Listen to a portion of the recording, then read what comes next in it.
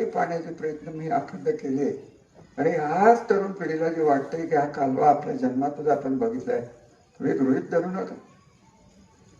पाण्यावर आपण जे एकत्रित राहिलो नाही, जे आज बोलणार नाही, नीरज योगाचं पाणी काय आणि बलकवडीचं पाणी काय, संबंध जिल्ह्यात ना आपल्या पाण्यावर डोळा आहे.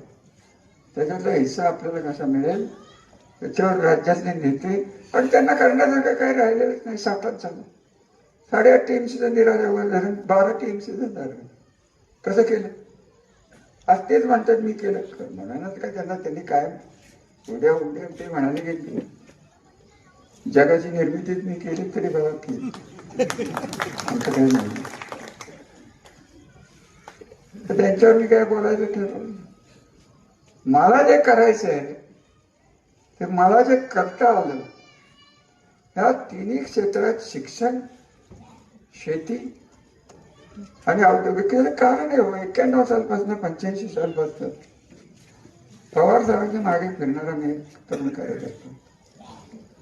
पवार साहेब नेहमी म्हणायचे, ते वाक्य माझ्या पक्क लक्षात राहिलं की शेती करणाऱ्या कुटुंबात एखाद्या 4 भाऊ असतील, एकाने शेती करावी, एकाने व्यापार करावा, एकाने नोकरी करावी, एकाने धंदा करावा. थोडक्यात निसर्गावर अवलंबून कोणी राहू नये.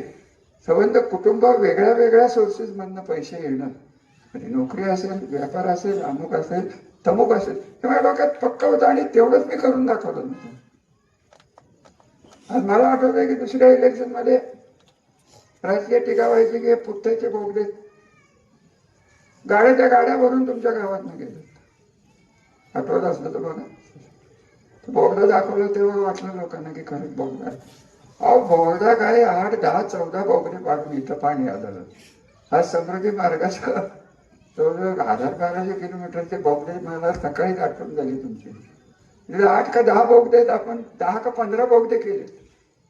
पाणी होतं कुठं, आलं कुठं, पाणी आल्यावर जलपूजन झालं, कृष्णेचं झालं, नीरा देवघर आधीच झालं. नीरा देवघरची मजा मी तुम्हाला सांग. 92 साली मी शिरोळला गेलो होतो. सुधाकरराव नाईक हे मुख्यमंत्री होते, अनंतराव थोपटे तिथले आमदार होते, मंत्री होते. त्यांचा या धरणाला पूर्ण विरोध होता. सुधाकर नायकांनी भूमिपूजन केलं, हे शिरवळला केलं. नीरा देवघरच्या साईटवर जाऊन कुठलाही पोलीस बंदोबस्त न घेता ती साईट बघणारा मी एकमेव माणूस आहे, एवढं लक्षात. हे सगळं करताना मला कधीही काही भीती वाटली नाही. पोलिसांच्या गाड्या 2-2, 4-4 फिरतात.